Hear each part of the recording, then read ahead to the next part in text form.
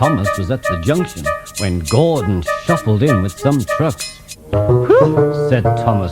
"What a funny smell. Can you smell a smell?" "I can't smell a smell," said Annie. "It's a funny, musty sort of smell," said Thomas. "No one noticed it until you did," grunted Gordon. "It must be yours." Not long ago, Gordon had fallen into a dirty ditch. He knew that Thomas was teasing him about it. "Annie and Clarabelle, do you know what I think it is?" said Thomas. "It's ditch water." Gordon didn't have time to answer, as Thomas was soon coupled to Annie and Clarabelle, and then he puffed quickly away. Annie and Clarabelle could hardly believe their ears. "He's dreadfully rude. I feel quite ashamed. I feel quite ashamed. He's dreadfully rude," they twittered to each other. They had great respect for Gordon, the big engine. "You mustn't be rude. You make us ashamed," they kept telling Thomas. But Thomas didn't care a bit. "That was funny, he chuckled, feeling very pleased with himself. Thomas left the coaches at the station and went off to a mine for some trucks.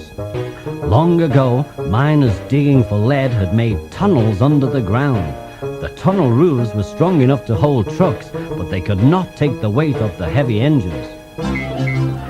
A large notice said, "Danger, engines must not pass this point." Thomas had been warned, but he didn't care. He had often tried to pass the sign before, but had never succeeded. He knew the rules. He had to push empty trucks into one siding and wait to collect full ones from another. This morning he laughed as he puffed along. He had made a plan. "Silly old board," he said to himself, getting nearer and nearer to the danger sign. The driver stopped him and the fireman went to turn the points. "Now for my plan," said Thomas, and he bumped the trucks fiercely, jerking the driver off the footplate. "Hurrah!" said Thomas as he followed the trucks into a siding. "Come back!" called his driver, but it was too late. "Stupid old board," said Thomas as he ran past it. "There's no danger, there's no danger." "Look out!" cried the driver. The fireman clambered into the cab and tried Thomas's brakes. There was a rumbling noise and the rails quivered. The fireman jumped clear. Then the rails sagged and broke. "Fire and smoke," said Thomas. "I'm sunk." And he was. Thomas could just see out of the hole, but he couldn't move. "Oh dear," he said, "I am a silly engine." "And a very naughty one too," said the Fat Controller, who had just arrived. "I saw you." "Please get me out. I won't be naughty again," said Thomas. "I'm not sure," said the Fat Controller. "We can't lift you out with a crane because the ground is not firm enough." Let me see. I wonder if Gordon could pull you out." "Yes, sir," said Thomas nervously. He didn't want to see Gordon just yet.